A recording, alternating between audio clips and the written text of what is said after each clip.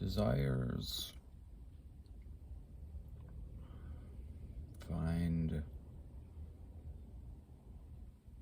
targets in belief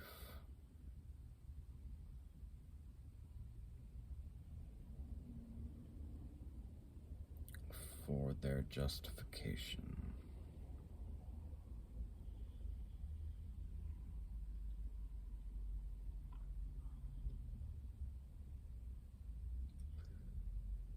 The creature, the mammal in the human, with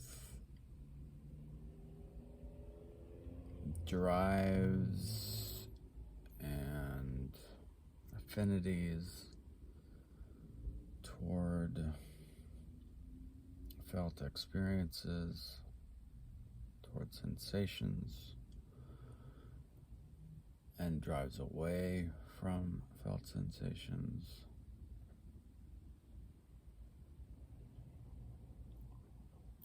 Will become a base for a self-conscious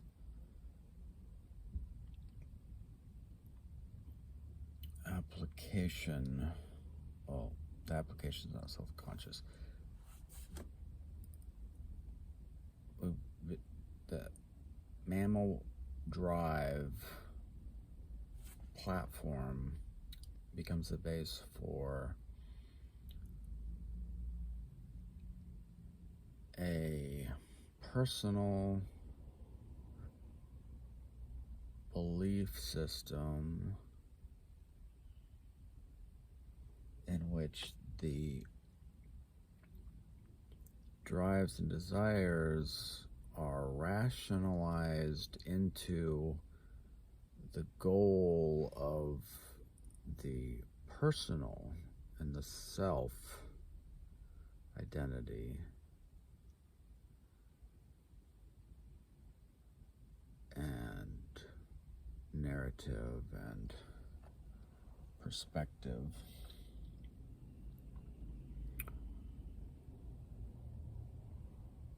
And this is not,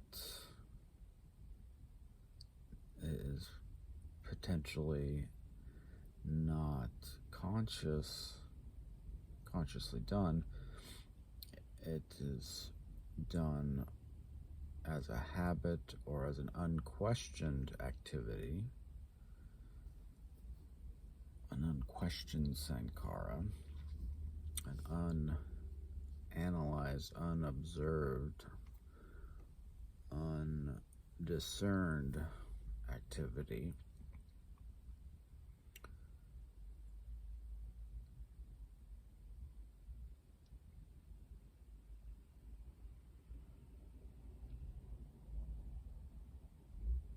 And therefore is presented as if it were the body, or simply life itself, that is causing the desire or the identification of objects of desire to be a valuable part of life or necessary goal and necessary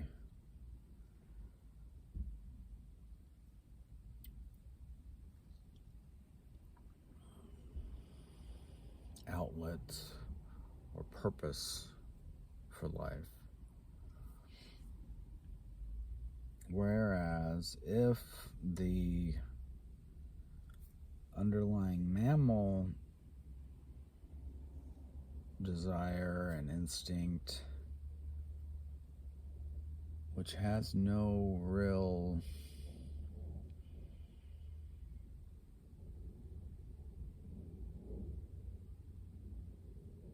need in particular sense, the way our self sense particularizes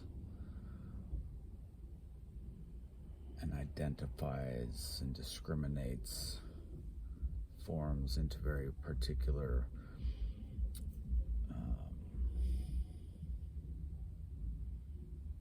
identities. For instance, the animal aspect of the human is content with the nutrients of food, whereas the human personality view or superego or ego may decide that it only values specific forms of food. So even though the generic cereal tastes exactly the same as the name brand one is identified as being necessary and is believed to be necessary, whereas the animal would be just as satisfied with either one because it's the actual functioning on that level that the animal responds to. Whereas the personality responds to the concepts and the names and personality level forms or socially constructed level of forms.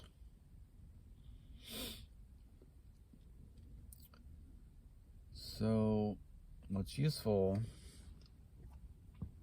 in seeing this is to see the desire of the animal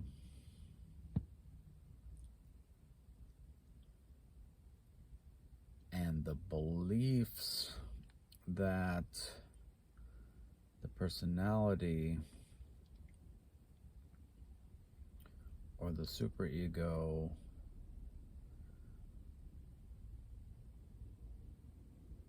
or the ego,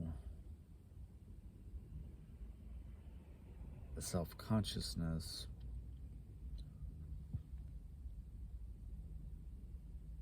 has built up on top of those desires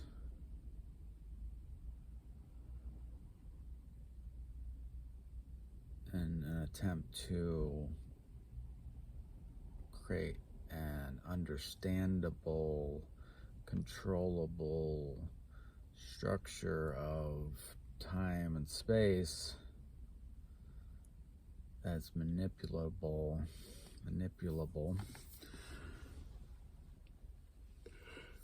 in mental form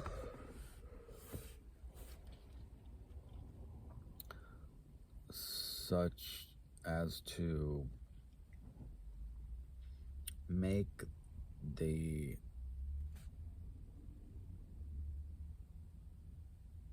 really involuntariness of the desires be perceived as being approachable from a voluntary choice and ownable and self-sourced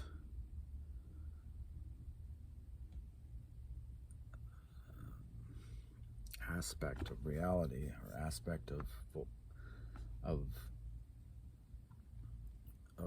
self-volition. It's a way the ego or the self-identity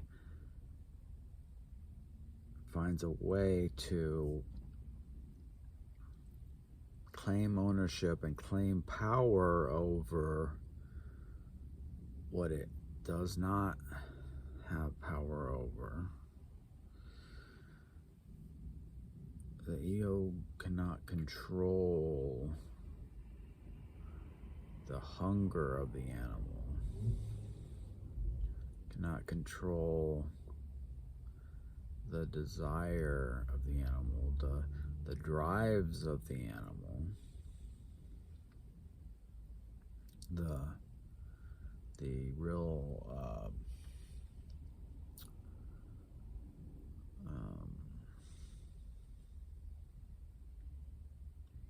the involuntary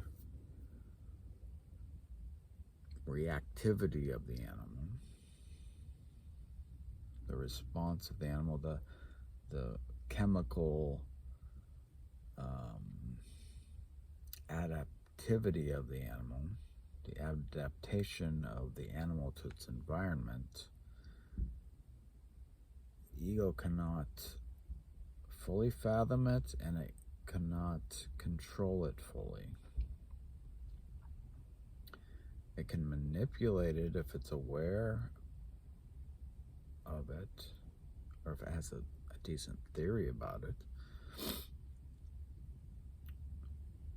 For instance, if you have a theory of what induces hunger versus what doesn't induce hunger, or what induces lust versus what does not induce lust,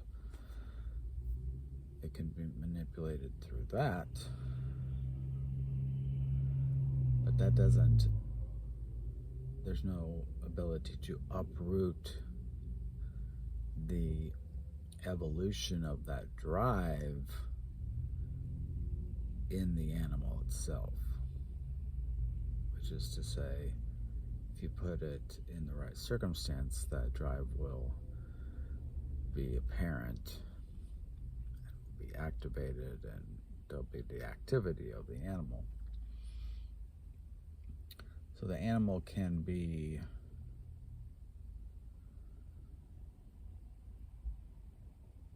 understood to behave differently in different situations.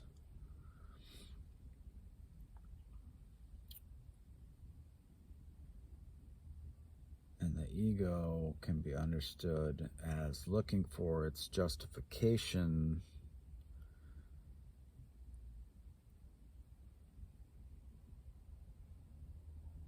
for being that which it does not wish to be, which is to be out of control and subject to its animal nature.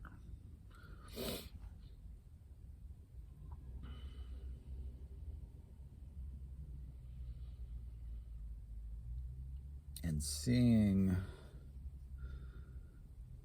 the drive and being able to objectify the drive, and then to see the justification process, which is a mental activity of usually simply regurgitating the belief system or the prior application of that connection between the drive and the self image, and the self view, and the self negotiation between the self and the animal.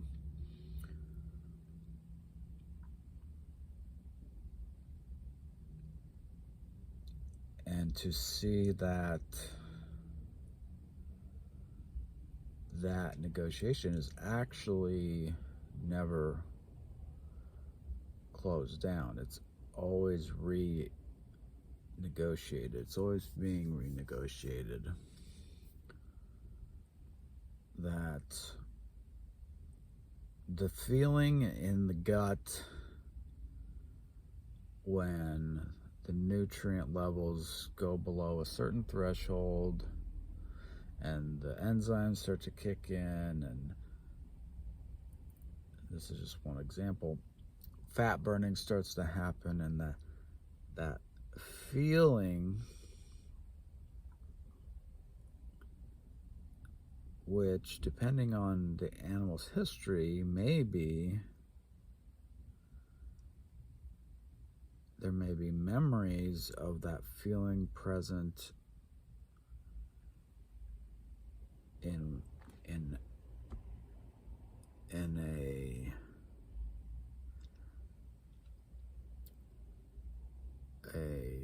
setting of deprivation, where the prospect of the food was not there. And so that depravity becomes associated with that sensation of metabolic change and state, and therefore that association leads to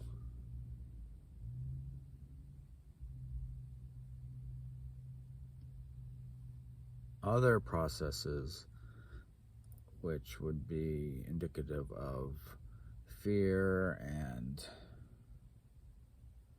existential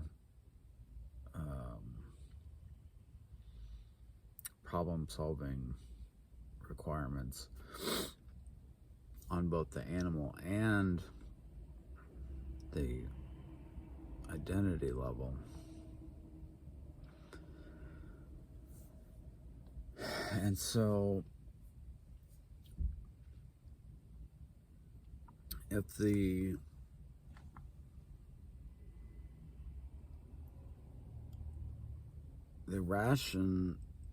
rational mind and the observant mind working together can see the arising of the feeling,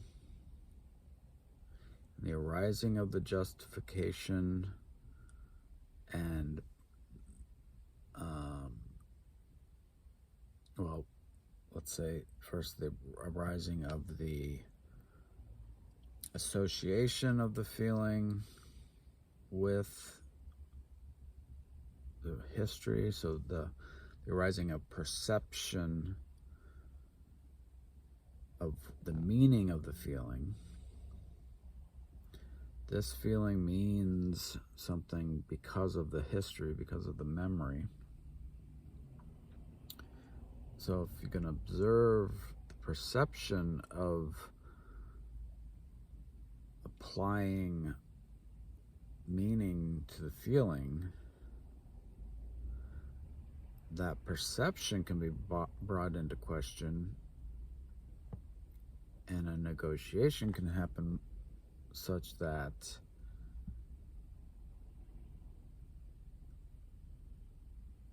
the meaning it may still hold that meaning, or the mind may still hold the meaning in that perception, but a new appreciation for the feeling in itself can take place. You can choose to feel the feeling and hold the feeling, as opposed to simply taking it for granted and holding the perception and then basing your choices on the perception, which is not a feeling in the body. It's a combination.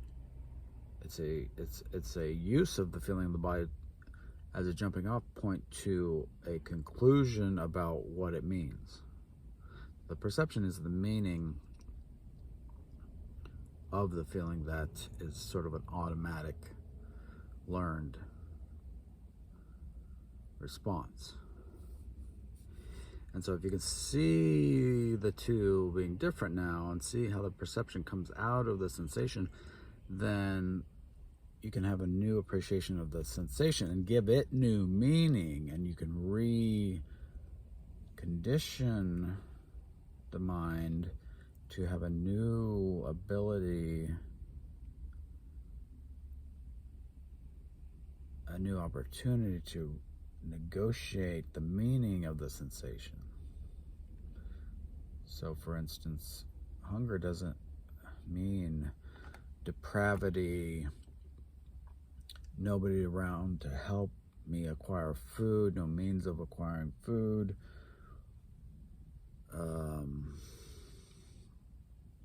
any of these memory-based perceptions or meanings, or hunger meaning I need to do the cultural things that I associate with eating in order to not just satisfy the animal, but to be seen in a cultural context as a person who eats this way and that way. And so it's this combination of meanings. And so instead of the historical meaning of the sensation, a new meaning can be generated based on the current situation and also the current context of that sensation and that process of identifying the meaning making opportunity.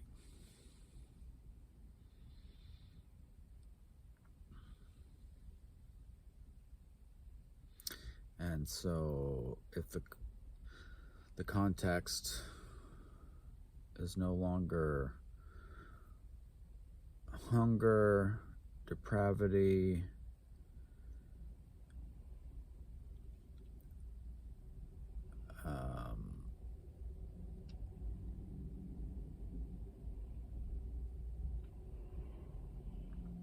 eradication of depravity,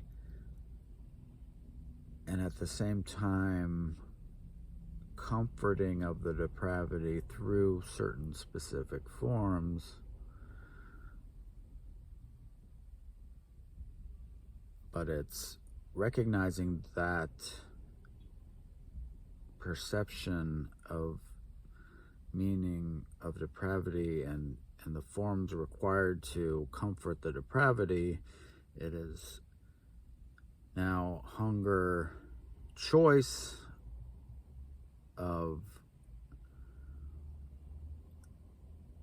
what to do about the sensation based on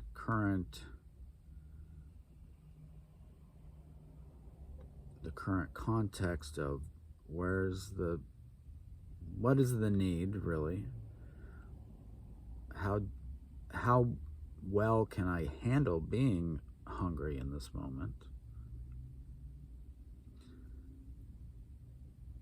how much do I care about how it's satisfied, what do I know about the different ways I can satisfy it. And to say satisfy is really just to say to make it go away. And another way to look at it is to know that, well, it just is going to go away, because hunger comes and goes. It doesn't just sit there and linger until you've, eaten a Twinkie. It's going to come, it's going to go. It may come back worse the next time if you don't eat, but it may not. And so there's this opportunity to not react to the perception of hunger, but to react to the sensation and to give it a new context and a new meaning.